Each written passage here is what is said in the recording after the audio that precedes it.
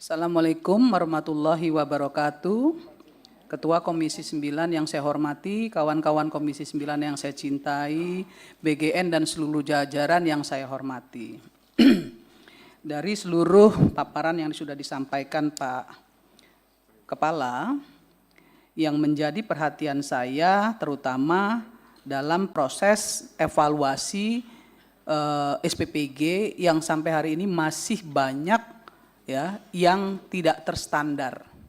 Terutama tadi seperti yang disampaikan Pak Kepala bahwa dapur itu dari rumah ya, sehingga mohon maaf ventilasinya tidak ada, drainasenya pembuangan airnya susah sehingga SPPG-nya bau, kemudian sanitasinya buruk, dapurnya juga kotor. Ini masih banyak Pak, di dapil saya masih banyak. Kemarin saya sudah sampaikan juga ke Pak Kepala, ke Mbak Bu Nani juga sudah saya sampaikan, ada beberapa SPPG yang saya kunjungi itu sangat tidak layak menurut saya.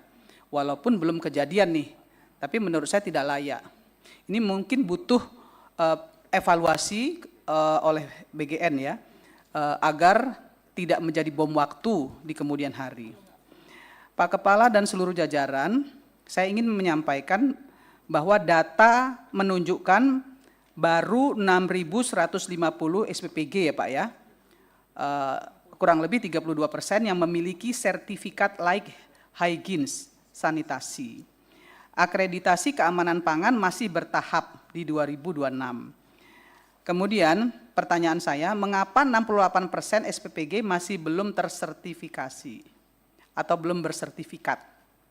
Padahal melayani anak, ibu hamil, dan kelompok rentan tentu ini akan sangat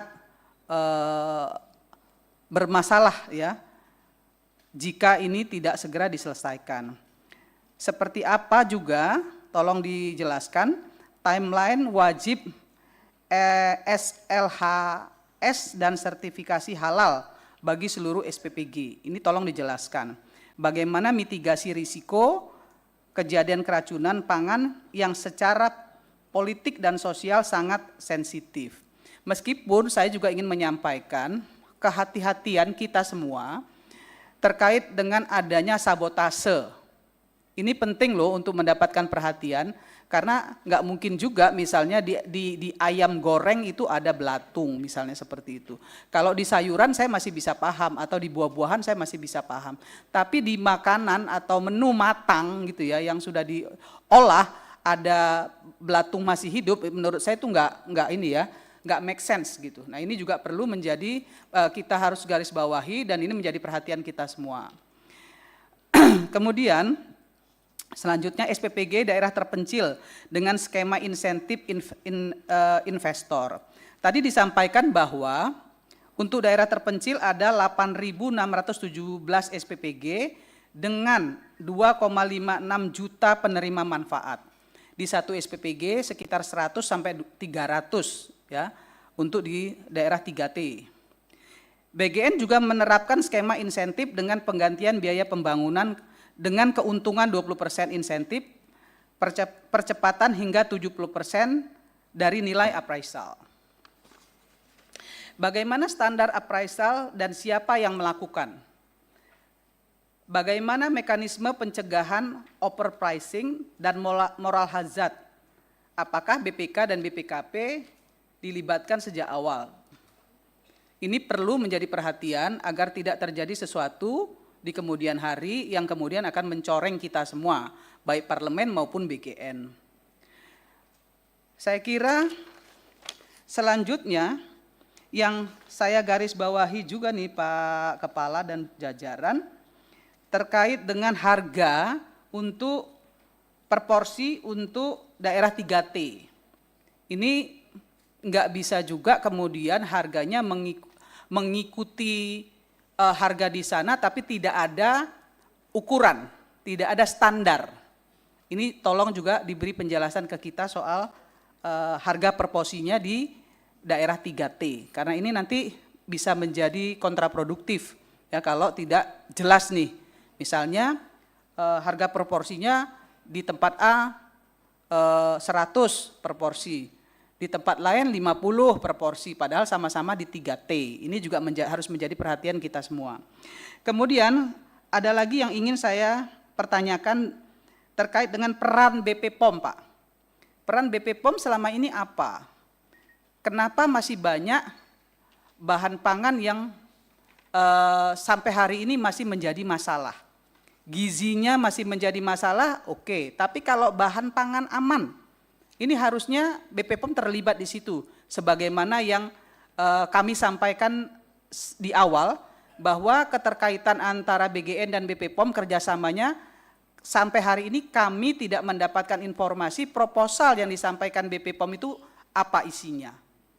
Ini perlu disampaikan ke kami agar kita tahu berapa sih Pak sebenarnya anggaran yang Bapak berikan kepada BP POM untuk melakukan untuk keterlibatan BP POM di BGN ini apa saja? Apa saja yang dilakukan BP POM untuk keterlibatannya dan berapa nilai dari proposal yang diajukan oleh BP POM. Ini perlu disampaikan ke kami Pak. Karena sampai hari ini kami tidak tahu berapa dan bagaimana keterlibatan BP POM di BGN. Itu penting untuk kita ketahui karena sampai hari ini seperti yang saya bacakan tadi masih ada sekitar baru 32% yang memiliki sertifikat like hygienes. Ini perlu menjadi perhatian dari proposal yang diajukan BP POM itu seperti apa, kemudian berapa anggarannya. Sehingga kita tahu keterlibatan BP POM itu betul-betul bisa mengawal SPPG agar tidak ya meledak di kemudian hari karena kontrol yang dilakukan BP POM tidak tidak 100%. Karena begini, BP POM itu nggak ada di semua daerah, Pak. BP POM itu, Lokapom itu nggak ada di semua daerah. Jadi bagaimana mungkin misalnya anggaran BP POM-nya lebih besar misalnya daripada anggaran yang diprioritaskan di BGN sendiri, contohnya. Saya minta BGN yang mengawal evaluasi SPPG harus mendapatkan proporsi yang lebih baik daripada mitra-mitra yang sampai hari ini nggak jelas menurut saya berapa atau sebesar apa interaksi mereka di lapangan untuk mengawal SPPG. Contohnya yang BP POM ini, kami di Komisi 9 belum pernah tahu nih, ya apa yang dilakukan BP POM untuk mendukung kegiatan makan bergizi gratis di lapangan. Karena like hygienes-nya aja baru 35%. Bagaimana bisa yang namanya anggaran BP POM itu sudah disampaikan kepada BP POM, tapi kami di Komisi 9 tidak mendapatkan penjelasan yang jelas terkait kerjasama antara BGN dan BP POM. Ini mesti disampaikan kepada kita ya Pak, supaya kita tahu seperti apa keterlibatan BP POM di BGN. Kemudian saya juga ingin mempertanyakan apa yang telah dilakukan Deputi Pengawasan terkait SPPG yang tidak layak, seperti yang saya sampaikan di atas. Kami membutuhkan penjelasan secara komprehensif, sehingga kita tahu berapa banyak SPPG yang tidak layak, kemudian apa yang akan ditindaklanjuti oleh Deputi Pengawasan tersebut. Karena ini penting, ya, mengingat masih banyaknya SPPG yang belum terstandarisasi terkait dengan